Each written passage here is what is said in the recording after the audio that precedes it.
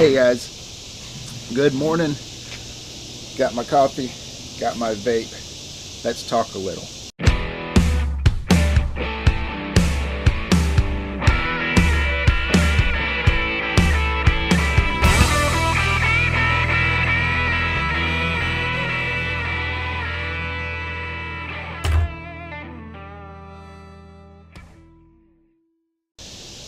So I don't know if I'm going to be doing these every week or not.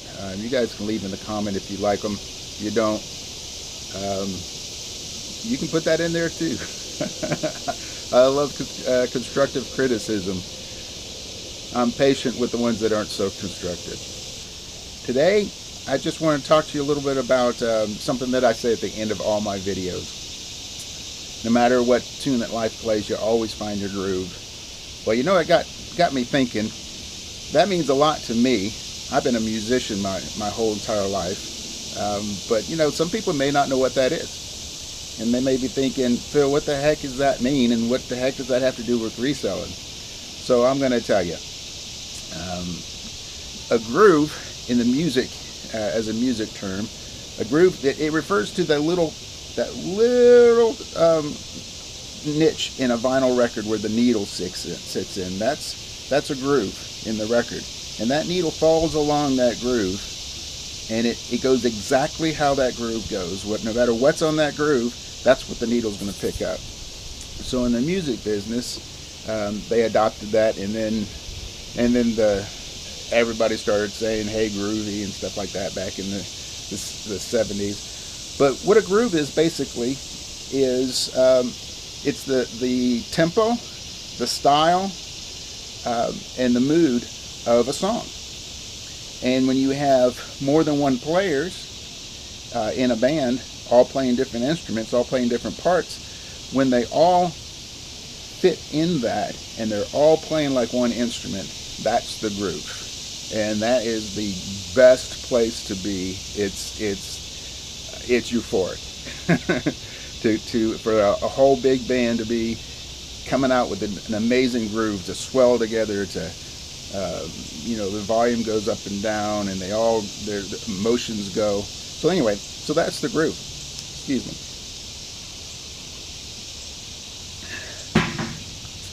So how that relates to everyday life and business, and reselling is a business, is basically you got to take what life gives you, and you don't have to take it and just sit back and let it run over you. You've got to find your way. You've got to find what works for you, and no matter what life is going to throw at you, you've got to find that. Now, one of my biggest challenges in life was that I used to be a whiner. I actually had a very good gig. The drummer came to me one day, and he told me, you know, Steve really loves your playing. You've got a good look. You're great on stage. You're dependable. You don't have any bad habits. You've got a great personality. You got a great sense of humor. All those things.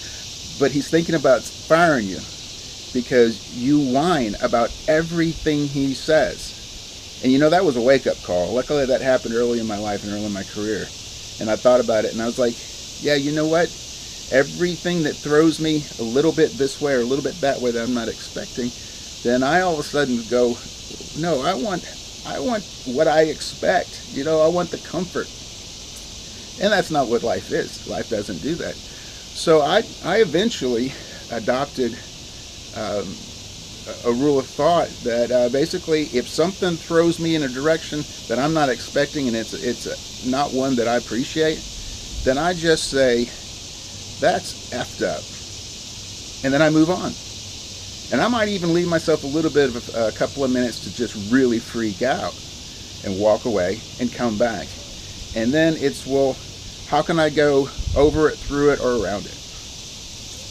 And that's what you have to do. I see a lot of people in the resale community that when something throws them, like eBay has glitches, or thrift stores are charging too much money, or the estate sale won't give you the prices that you expect, They sit down and they have a pity party, and you know what? A lot of them sit there.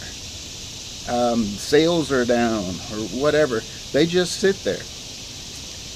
And that hurts them. That doesn't just hurt the business, but it hurts them business because they get stuck in that bad place. But it hurts you with everything in your life, because life is all about attitude. It really, really is. So I'll give you for instance, for me, PayPal just royally screwed up last week. I had a customer that bought an item, and they took 5 days to pay for it. I actually had to open a case against them. They had great feedback. Everybody was saying how quickly they pay, but for some reason this was the best offer, and they just didn't pay for it. Now, I figured in that case a lot of times they're waiting for their paycheck, and I think that's what this was, because they wound up paying on a Friday. But I got that thing. They paid on Friday about 3 o'clock. I was going to get that sucker out.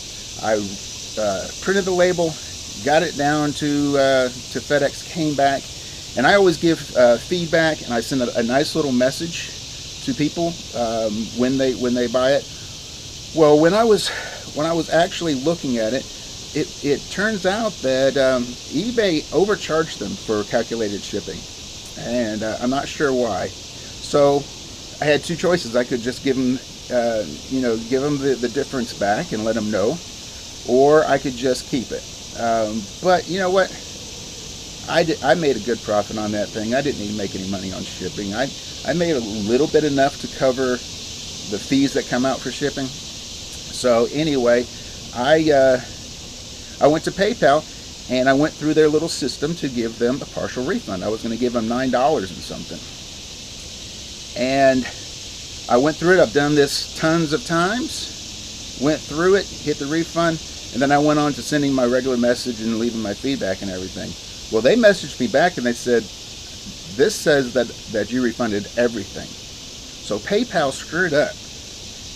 And then it took me 4 hours to get a hold of them. Part of it was, actually it was more like 6. Part of it was because they had about an hour to 2 hour waiting list all day. And another one is I've got this really fun app on my phone that identifies crank collars and robot collars and stuff like that, and it doesn't bother me, which is really cool, except for some reason it wouldn't let me identify the callback from PayPal as not spam caller. So I missed the call twice.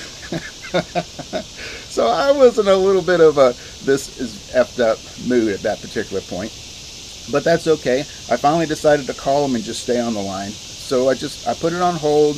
I think this time it was like 40 minutes or something. So I finally got a hold of somebody, told them what I needed. They said that they would have to talk to the supervisor and see what they could do for me. He came right back and he said, Phil, can you call us back? Our entire system crashed. And this was on a Friday evening. So this was a credit card, which means they can't automatically just take that money back out of the person's account. If they don't pay me back, then I'm out that money. They messaged me. I messaged them, told them that I was trying to fix the problem. They messaged me back and said they'll just have to wait till it clears their credit card. Well, they've got the item, and there's nothing I can do at this point. If they pay me back, awesome. If they don't pay me back, that's effed up, and I'll move on with my life. I'm not going to sit there and waddle in it because I've got too much to do. Here's another good example. AJ's. You ever been to Destin, Florida? Or I think he's got a place in the Keys, and I think he's got a place in New Orleans now. It's AJ's Oyster Bar. It's a great restaurant. It's right on in the boat docks, so it's right on the water. They've got a deck. Some of my best friends play there. But I worked for him back in the 80s when he was first opening up. He was leasing this little tiny restaurant. It was in a different part of Destin. It was still on the water. He had the little deck there, and it was winter time when I first started working for him, and wound up being his kitchen boss, was his head cook. But anyway, mostly it was me all day. So I was the head guy and I was the little guy. But anyway, the club next door boasted about having the biggest deck in Destin. You can insert your jokes here. So he decided he was going to make a bigger deck, and he invested $10,000 into building this huge deck on his little tiny restaurant. He invested so much money that when summertime hit and the tourist season hit, he didn't have any money for advertising. So this guy is the epitome of this sucks and let's move on. Because instead of just wallowing in that and his business completely, I mean, that could have, if it ended him, he could have gone bankrupt. He just moved on, and he made the best of the situation. When the building that he was in was charging him too much money, and he couldn't find anywhere to go, he decided to go to the boat docks, and he was one of the first places to open up over there. You know what? He has a huge business. Huge business. He's got 2 or 3 franchises or locations around the country. Very well known. And so that just goes to show you, the life threw him a tune that he didn't like, and he just found his groove. He didn't fight against it. He figured out how he could go through it, over it, or around it. So that's my little speech for today. My little rant. So anyway, the other thing I was thinking about was the fact that life disciplines the foolish, but it always favors the bold. And that is another really big lesson that I've learned, and I've learned the hard way. Learned the hard way. With being a person who had debilitating social phobias, I was timid a lot, especially in business situations, especially with negotiations. I didn't like confrontation, even though I was 6'5", and most people didn't want to mess with me. I didn't see myself that way, but I have learned that that being bold really helps. Not foolish. Don't just run into a situation haphazard and not know, but be prepared. Be prepared for right when that opportunity hits. Because when opportunity knocks, you're not going to just have to open the door. You need to be prepared for it. So in this business, learn how to price things. Learn how to research things. Learn the things that sell. Learn the prices that are going now. Learn the places that you can go. Learn how to network with people, how to relate to people in a positive way, in a win-win way. Or however your business works, learn how it works. So when that opportunity comes up, invest in your business. Have money, build up money, sell stuff, take as much as you can and just put it back away, and just slowly but surely build up enough where when you have that big opportunity where you spend a little pocket of change to make a huge pocket of change, then you're prepared for it. And when you're prepared and you have confidence, you just move in there. A phrase that I heard a long time ago that I've adopted is that the best way to get what you want is to make a request. The worst thing that can happen is they can tell you no. Well, the worst thing that can happen is they can get pissed off and not like you anymore. But you know what? Everybody doesn't have to like you. But yeah, the best way to get what you want is to make a request. And people, they really aren't that critical. Most people aren't. There's better people, but on the most part, especially if they like you, have a good relationship with them, even if it's just begun 5 minutes ago, then they're going to be wanting to help you out.